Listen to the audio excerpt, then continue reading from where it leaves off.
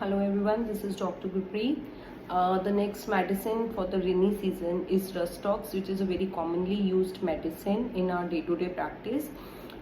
Especially इसमें जो conditions appear होती हैं कि after getting wet in the rain, या आजकल जैसे देख रहे हैं कि समर्स थी तो बच्चे बहुत ज़्यादा स्विमिंग वगैरह की एक्टिविटीज़ में इन्वॉल्व थे, तो उसके बाद अगर बच्चों में सोर थ्रोट की कंडीशन आ जाती है, कोल्ड कफ की कंडीशन आ जाती है या फीवर अकर हो जाता है, in that case you can think of rhus tox. तो रस्टॉक्स को प्रिस्क्राइब करने के लिए इसकी जितनी भी कंप्लेंट्स होती हैं, सबसे पहले तो इसकी सारी कंप्लेंट्स एग्रावेट होती हैं वेट होने से, और ठंडी हवा जब पड़ती है तो उसमें इनकी कंडीशन जो होती है वो एग्रावेट हो जाती है, whether there joint pains, there cough, there cold and coryza, anything. All the complaints get worse from getting cold, and इसकी सभी कंप्लेंट्स की एमेलियोरेशन होती है फ्रॉम वार्मथ। वार्मथ आप किसी भी फॉर्म में, चाहे आप वार्म एप्लीकेशन, अगर जॉइंट पेन्स है तो आप वहाँ पे हॉट एप्लीकेशन से अप्लाई कर रहे हैं या वार्म ड्रिंक्स ले रहे हैं, तो ये जो चीज़ें होती हैं इस तरह की, they gives a quite good relief to the symptoms of the patient. और इसके साथ साथ अब इसमें गीले होने के बाद जो कॉमन कंप्लेंट्स के साथ पेशेंट्स हमारे पास आते हैं, first is sore throat.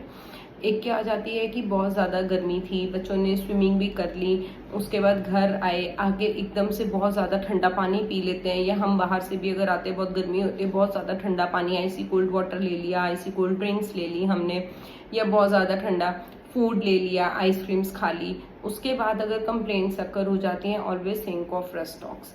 Rhus tox मैंने ईयर पेन के केसेस में भी प्रिस्क्राइब करी है। आफ्टर स्विमिंग कान में पानी जाने के में बहुत सीवियर पेन हो रही थी, in that case also rhus tox acts wonderfully. उसके बाद आ जाता है कि इसकी जो स्किन कंप्लेंट्स हो जाती हैं ये भी अकर कर जाती हैं ड्यूरिंग द रेनी वेदर। इसकी जो इरप्शंस होते हैं किस तरह की होते हैं, यूजुअली इसमें अर्टिकेरिया टाइप इरप्शंस हो जाती हैं, लार्ज होती हैं, रेड होती हैं, स्वोलन होती है, और उसके ऊपर वायलेंट इचिंग हो रही होती है। तो ये इसकी चीफ प्रॉब्लम्स आ जाती हैं जो स्किन कंडीशंस, और इनके ऊपर वेसिकल्स अपीयर हो जाते हैं अगर स्किन के ऊपर। तो वेसिकल्स क्या होते हैं, these are fluid filled eruptions. तो इनके जो फ्लूइड होगा, वेसिकल्स होंगे, वो येलोइश कलर में होंगे, मीन सुपरेटिव डिस्चार्ज होता है उनके अंदर। तो उसके साथ साथ इसके अंदर अगर एक्जिमा की कंडीशन आ रही है तो उसमें वायलेंट बर्निंग होती है। इसके अंदर रस्टॉक्स में बर्निंग भी एक इसका मार्क्ड सिम्टम होता है इन द स्किन कंप्लेंट्स। और अगर हम इसके मेंटल जनरल्स की पिक्चर देखें तो मेंटल जनरल्स में क्या हो जाता है कि इसमें सबसे पहला होता है carry desire to be carried fast, कि मुझे बहुत जल्दी ठीक कर दो, मुझे अच्छी मेडिसिन दे दो ताकि मैं जल्दी से जल्दी ठीक हो जाऊं। तो इस तरह की पेशेंट की वर्जन होती है इसमें। सेकेंड इसमें आ जाता है कि फियर सुपरस्टिशियस। फियर क्या है, एक आने वाली प्रेजेंट मींस फ्यूचर सिचुएशन को लेके एक डर होता है, तो फियर है। सुपरस्टिशियस क्या होता है, एक वहम होता है पेशेंट का। इसमें क्या आ जाता है कि पेशेंट जैसे कई बार कहते हैं, डॉक्टर साहब लास्ट ईयर मैं ना इन दिनों में बहुत ज्यादा बीमार हो गई थे, तो अभी मुझे यही टेंशन है दोबारा मेरे को उसी तरह से इतना हाई ग्रेड फीवर ना आ जाए, मैं फिर से बेड पे ना पड़ जाऊं। तो इस तरह का इनमें फियर सुपरस्टिशियस होता है। या अगर सुन लिया है कि नेबर्स में किसी को गीले होने की वजह से बुखार हो गया, उसको बहुत सीवियर जॉइंट पेन्स हो गई हैं, तो इनको ये भी टेंशन हो जाता है कि डॉक्टर साहब ऐसे उसको हुआ है, मैं भी तो उसके साथ में गीली हुई थी, तो मेरे को अब टेंशन हो रही है कि मेरे को भी सेम सिम्टम्स ना आ जाए, इतना हाई ग्रेड फीवर या जॉइंट पेन्स ना आ जाए मेरे को भी। तो इस तरह की वर्जन्स जो होती हैं फियर सुपरस्टिशन में आ जाती हैं। तो इसके मेन मेंटल जनरल्स में यही दो रूब्रिक्स होते हैं। उसके अलावा ये बहुत ज़्यादा रेस्टलेस होते हैं, इसमें फिजिकल रेस्टलेसनेस होती है, वो आराम से मतलब अगर पेन्स वगैरह भी होंगी तो जैसे एक्ोनाइट में भी देखते हैं मेंटल रेस्टलेसनेस होती है, आर्सेनिकम में this is also among one of the trio of restless medicine, जिसमें आर्सेनिकम, एक्ोनाइट एंड रस्टॉक्स आते हैं। तो रस्टॉक्स की जो रेस्टलेसनेस होती है that is the physical restlessness. Physical restlessness की वजह से क्या हो जाता है, पेशेंट जो होता है वो आराम से लेट ही नहीं पाता, वो पूरी रात बेड में अपना करवटें बदलते रहते हैं। तो उसमें हम लेते हैं restlessness physical tossing about in bed. और उसके बाद आ जाता है physical restlessness driving him from place to place. वो कभी कहीं लेट रहे हैं, कभी कहीं उठ के जा रहे हैं, क्योंकि वो इतने रेस्टलेस हो रहे हैं अपनी पेन्स की वजह से, अपनी कंडीशंस की वजह से।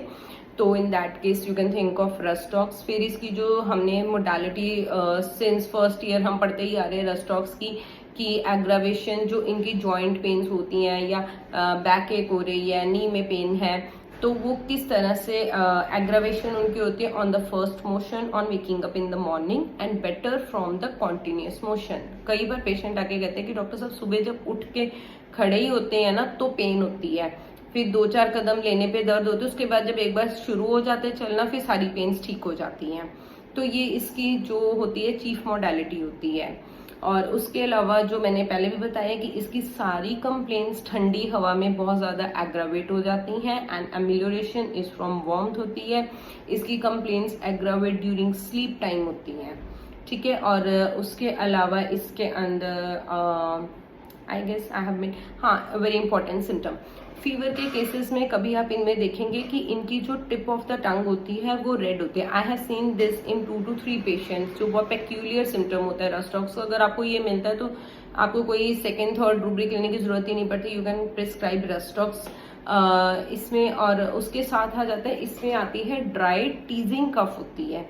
कफ कब होती है फीवर की स्टेज में कि before and during the chill stage of the fever. I have seen this in many of my patients, even in my son also. अब जब मैं ये नोट्स बना रही थी then I have came to this rubric how important it is कि उसको हमेशा फीवर जब स्टार्ट होता है तो उसको पहले ही खांसी स्टार्ट हो जाती है, ड्राई सी कफ स्टार्ट हो जाती है और वो उसके चिल स्टेज तक रहते हैं। तो मुझे इंडिकेशन हो जाती थी कि इसको फीवर आए, but I have never used rhus tox at that time, but now I will use definitely. So these are the important symptoms of Rustox so that you can prescribe in your practice. Thank you. Have a nice day.